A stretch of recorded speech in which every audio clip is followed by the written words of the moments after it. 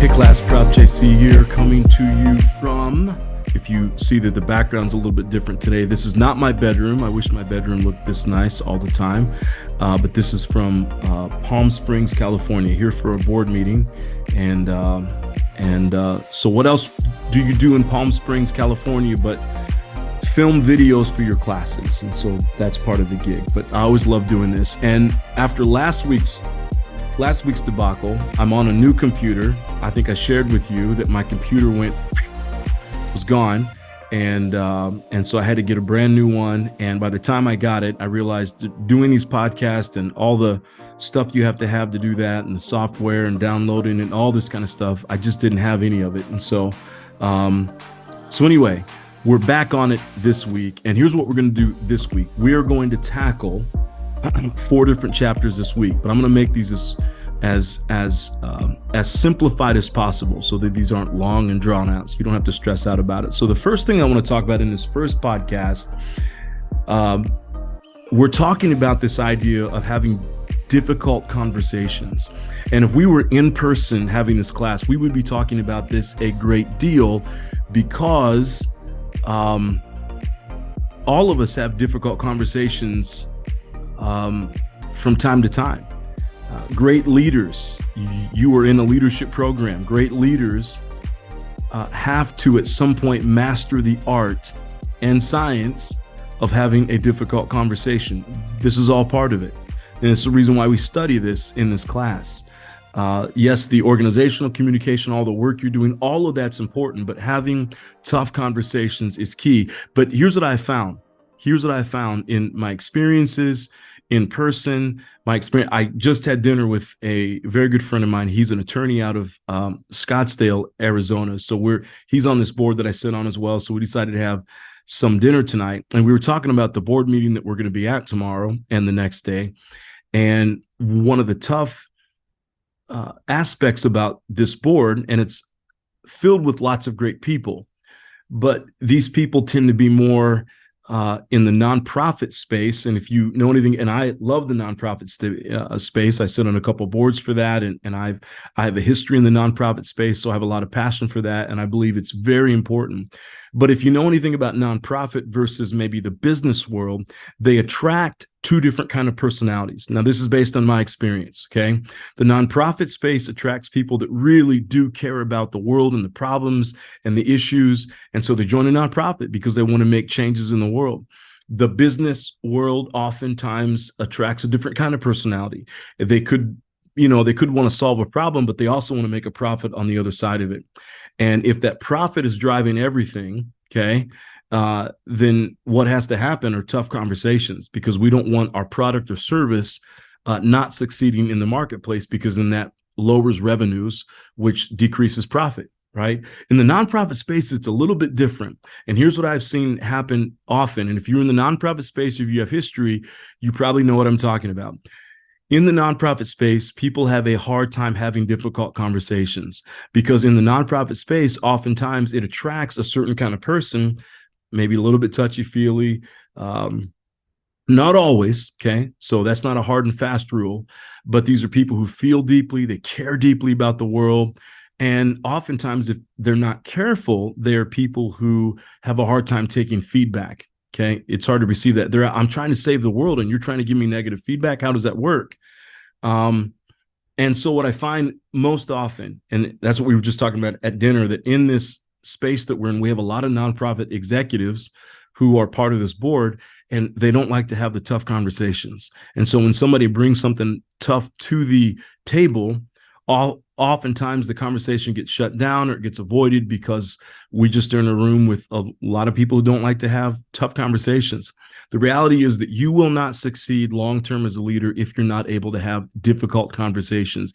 It is a major part of your leadership role. If the organization is communication, okay?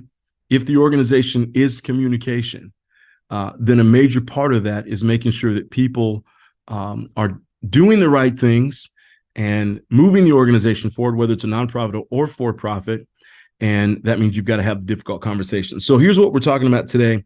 Page 7 in our book here Each difficult conversation is really three different conversations. Okay, so let me explain this to you from the book.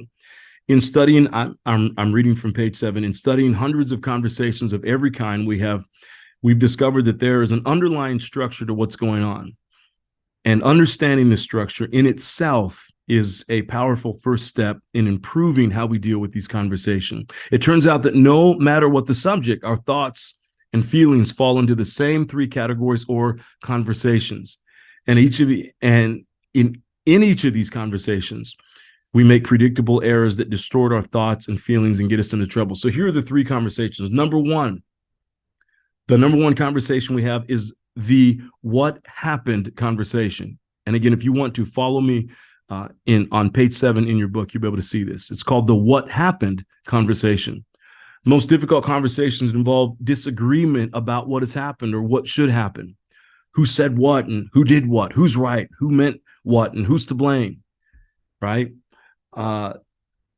If you've ever been in a difficult conversation, which I'm sure that you have, you understand that that's part of it, right? Who said what? Who did what?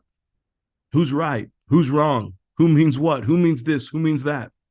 Right? It's the what happened conversation, trying to figure out what's going on in this situation. Okay. And usually there's a disagreement in that. If you've ever had the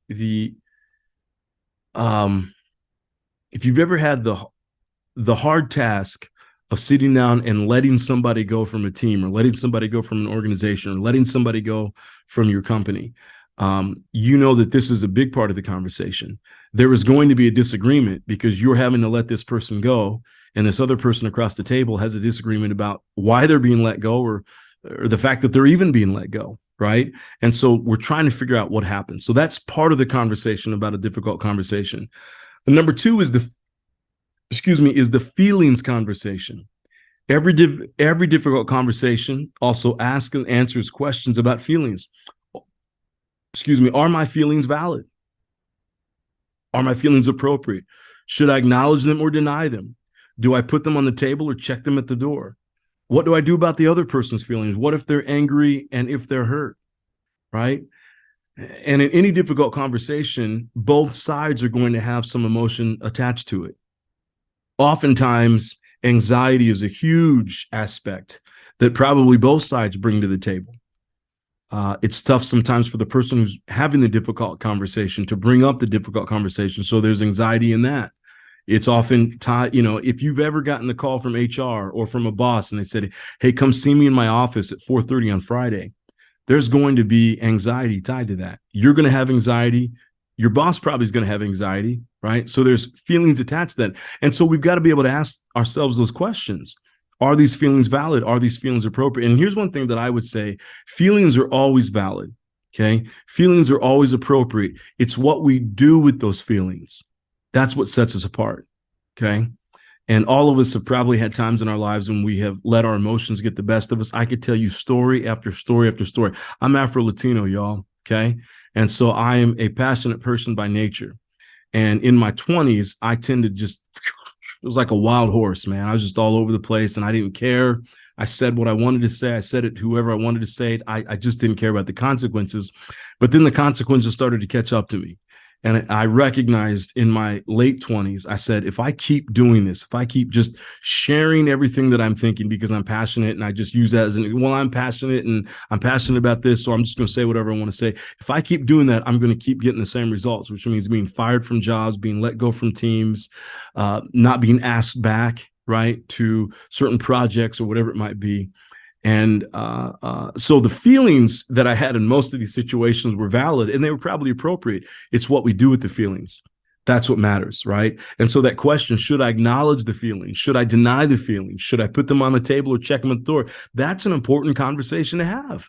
And that's part of the conversation, okay? The what happened conversation, that's the first one, okay? Both people come to the table and they have that what happened conversation. The feelings conversation, that's part of the conversation as well. I've got these feelings around this. Are they valid? Okay. And again, I would say feelings are always valid. It's what we do with the feelings. Okay. And oftentimes it's really important that we do acknowledge them. We don't necessarily deny them, but sometimes we do got to check them at the door. and saying, you know what, I can process this later at some other point in time, but now's not the time. I'm going to share something with you, briefly here. And I think this is going to be announced soon, so it's not like I'm giving you some information that is I'm not allowed I'm not allowed to give you. Starting June 1st, I'm going to step into an additional role at the School of Business, and it's the assistant dean role, and it'll be assistant dean and kind of overseeing, kind of being the face of the graduate programs, the Masters of Business and the Masters of Leadership, and I'm very excited about this. Now, here's the deal. When I first got hired at Point Loma, I was actually hired in as an assistant dean and as an associate professor of leadership, which was all very exciting to me and overwhelming, and it was great. But then I got into the job, and for some reason, last spring, I had a meeting with my superiors, my bosses, and they said, hey, beginning your next contract next year, you will no longer be the assistant dean. You'll just be the associate, professor of leadership, which is great. That's what I signed up for anyway. I didn't ever expect, to be the assistant dean. But when they said that, I had a lot of emotions come through. And I thought, what did I do wrong? Why is this being taken away? I don't understand this. Now, I'll be honest, I have a confrontational approach. I've learned this, that you need to say what you need to say, and then you need to walk away and you need to let it go, at least on a public front. That situation, I'll tell you, it hurt deeply because I cared about it, and I cared about the programs. I cared about the leadership programs. I cared about the business programs. And so to have that role taken away, it wasn't about the title or anything like that. It was more about that role that I valued. And I remember I said what I needed to say in that meeting, and I said it appropriately to my superiors, to my bosses. And I just said, here's what I feel. Here's what I think about this decision. And then I walked out of that meeting, and I never talked about it ever again. I talked about it to one other person, very private conversation. I just needed to process kind of what happened, and I never talked about it ever again. I didn't bring it up. I didn't bring it into the workplace. I didn't talk to anybody else about it. People found out over time, okay, JC's no longer be the assistant dean. What happened? But I didn't care. Well, it's not that I didn't care. I wasn't going to get into that conversation. But now privately, I processed it. Privately, I had to grieve it, if I'm honest with you. Privately, I had a lot of words to say in my journal. I like to journal. I'm kind of a reflective person, and I had a lot to say in my journal. And I was upset, and I was hurt, and I was offended, and I didn't understand, and those feelings were in there. But I learned from my 20s to leave those feelings in my journal. Now, turn the page, and I decided to make the best of it. I said, okay, I'll be the best associate professor that I could be then, and teach leadership, because I love to do it. And that's what I originally signed up for. I never signed up to be the assistant dean. And then when I got the call just a few weeks ago, say, hey, we kind of want you to step back into that role, it meant a lot to me. But here's why it meant a lot to me, if I can be honest with you. It hurt to lose that role in the first place. But if I can be transparent with you, I was proud with how I handled it, because I was upset. I was hurt. I was angered. I was disappointed. I was frustrated. But I kept those feelings to myself. And I understood in this situation, it was not my place to bring my feelings into the workplace and start talking to people about it. So I just say all this to say, and again, I don't know if that's why the role came back. Who knows what goes on behind the scenes in the conversations that, when we're not in the rooms. But I tell you, that felt good to know that I walked with integrity in that. And I didn't, I've heard of other people being in the same situation at the university. Same situation happens to them, and they handled it a little bit differently.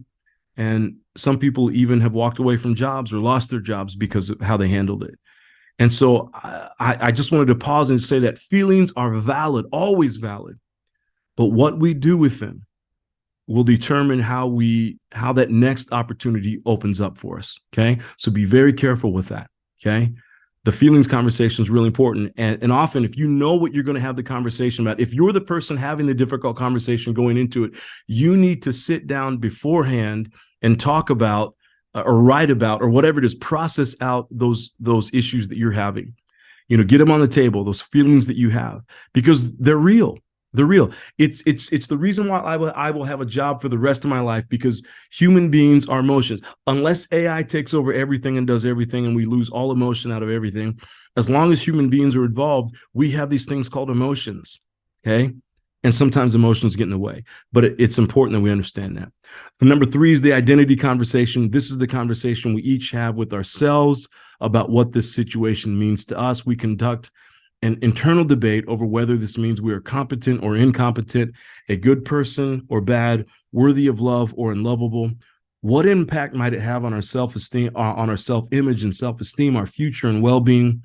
Our answers to these questions determine in large part whether we feel balanced during the conversation or whether we feel off-center and anxious. Again, all of this is important, especially if you're the type coming to the table with a difficult conversation. You've got to sit down and process. I think that one of the most dangerous things is a leader who doesn't process, a leader who doesn't take time before they enter into a tough conversation and really work out their own emotions around it so they can walk in centered, okay? So again, that internal debate, what this means. We are competent or incompetent, we're a good person, worthy of love, whatever. We've got to talk. Who is my identity in this situation? Okay. And oftentimes, if we're on the receiving end of a difficult conversation, that's important for us to have as well. Are they attacking me as a person, or are they giving me constructive feedback on the work that I'm doing? We've got to ask ourselves the question, if we're doing the same, are we attacking this person, or are we offering constructive feedback? Okay.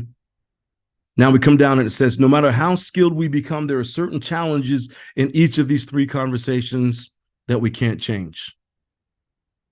Okay? There are challenges with each of these conversations. And so here's the first question I want you to answer in your podcast. So this is how the podcast works. You listen to this and you just open up your podcast assignment. You just write. See, these don't have to be major paragraphs. You just write the answer. Okay?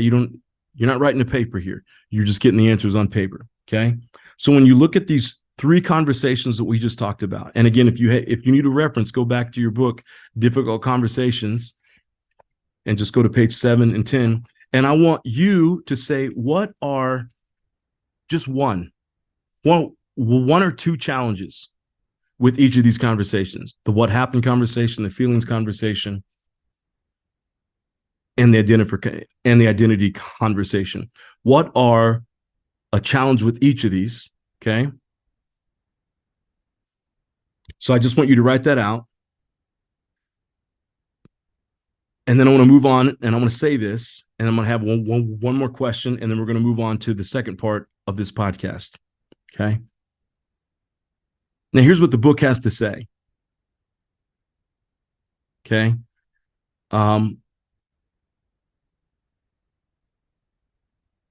What we can change is the way that we respond.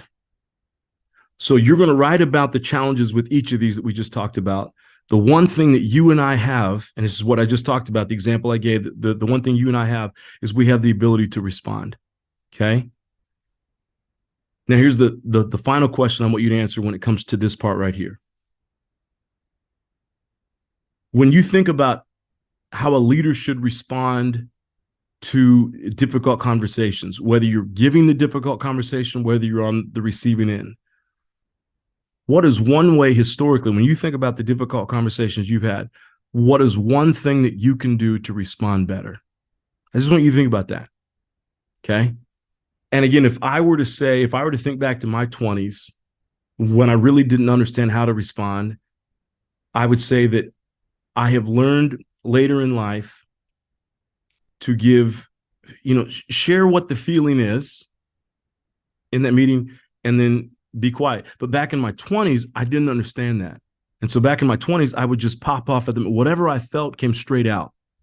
And then not only would I say to that person right there, I would leave the room, and then I'd go tell so-and-so. Then I'd go down the hall and tell so-and-so. And so I became kind of a divisive person in the cultures I would go to. I was the toxic person, if I'm being honest with you. That's why I'm so passionate about leadership. So I'm so passionate about everything that we talk about, because I've been on the other side of it, where I've had to check myself and say, wow, JC, you are the problem in this situation. So I want you to think about that too. We all have, when it comes to these three conversations, we all can change how we respond. And so the question I'm going to ask you is, what are some ways that you can respond better? There's so much gold in this book, but I'm going to jump to the second part that we're going to talk about. We talked about this in our first week, our first podcast. We talked about this idea of staying curious. Always come into any conversation that we come to and being curious. I'll tell you this about the dinner I had tonight. I'm sitting there with a very successful attorney. He's a partner. He's a managing partner at his firm. He's been at the same organization 30-something years. He's helped to build that firm to where they are. They have clients all over the United States. And he was telling me that they have clients from mom and pop shops all the way up to billionaires and everything in between. And the crazy stories he was telling me, and so I'm sitting with him and we start to have the conversation, and I think I've been around long enough. I'm smart enough to recognize that in this conversation, this guy's the guy that I'm going to learn from. Okay. He's been down the road. He's in his 60s. He's had a very successful life, very successful marriage, 2 amazingly successful kids, 2 sons who are just doing incredible things in this world. So I realize that I've got to learn from him. Okay. Vice versa. And he's the type of guy, he's kind of a type A personality. There's probably not much he's going to want to know about me or ask questions. So I was able to come to that conversation curious, and I learned a ton about him and about his role and about what he does and about the law, and about how the law industry works. I learned a lot of that based on him in that conversation that I had with him. Okay. And so I would say that in every conversation, including difficult conversations, especially difficult conversations, come curious. Okay. You've got an issue that you need to have. If you're on the side and you're saying, hey, I need to have this conversation with so-and-so, I need to be curious about why is it that they're having this situation. If I'm the one being asked if I'm the one called into the difficult conversation, instead of attacking and being defensive right away, I need to be curious. These are all the things I should have learned back in my 20s. In my 20s, I should have been more curious when someone approached me instead of just attacking because I'm quote unquote passionate. What I should have done was calm down and just had some curiosity around it. Okay. So one of the ways that we do that is this right here. It can be awfully hard to stay curious about another person's story when you have your own story to tell, and we all do. Especially if you're thinking about the only one story that can be right. After all, your story is different from theirs. It makes much more sense to you. And part of the stress of staying curious can be relieved by adopting what we call the and stance. The and stance. We usually assume that we must either accept or reject the other person's story, and that if we accept theirs, we must abandon ours. Okay? The answer, well,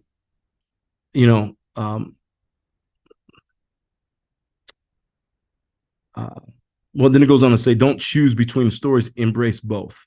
Okay. So we don't have to reject our story and just accept theirs. We don't have to reject their story and just accept ours. It's the and stance. And the suggestion is to embrace both stories. Now, this can sound double-minded. It can sound like double talk. It can be heard as pretend both of your stories are right. But in fact, it suggests something quite different. Don't pretend anything. Don't worry about accepting or rejecting the other person's story. First, work to understand it. It goes back to what Stephen Covey says in the 7 Habits of Highly Effective, of highly effective people. Seek first to understand, then be understood. The mere act of understanding someone else's story doesn't require you to give up on your own. The and stance allows you to recognize that how you each see things matters, and how you each feel matters, regardless of what you end up doing, regardless of whether your story influences theirs or theirs yours. Both stories matter. That's the key when it comes to difficult conversations. It's going to be easy for us maybe when we come in to think about our own. I'm right. Okay. And it does on page 41, it gives 2 exceptions. Okay. If you really are the right person. Okay. If you're giving bad news and you're firing someone. Okay. Then in these situations, you're probably not going to accept the and stance. If you've been hurt, I think of this world today that we're living in, we hear a lot about harassment. And I was just reading a story the other day about a person in leadership who was accused of harassing, sexually harassing. When his victim comes into the room, Okay. It's not about taking that victim doesn't need to take the and stance. Okay. That person is correct. When you have to let somebody go, you may not actually be correct, but in that situation, you are correct, if you know what I'm saying. You're the one in the position of power. You have to let somebody go. It's not about taking the and stance in that point. Okay. It's, I've got to get this done and I've got to make sure that we do this the right way. Okay. So here's what I want to ask you to do for this segment of the podcast right here. So remember, there are 2 segments of the podcast. I gave you questions after the first segment just a few minutes ago. And here's the second set of questions. Okay. I just want you to think about your own current, your current life right now, maybe in the workplace, family, maybe it's something with your partner, your spouse, maybe it's something with one of your kids. What is something that you can do, an area in your life right now where you can take the and stance and it could make the situation better? What's one area in your life or one situation in your life, one experience in your life right now where you can take the and stance and it may make that situation better? Hey, thanks so much for listening to the podcast. We have one more podcast this week where we're going to be looking at chapters 3 and 4, and I look forward to seeing you in the next podcast. Take care.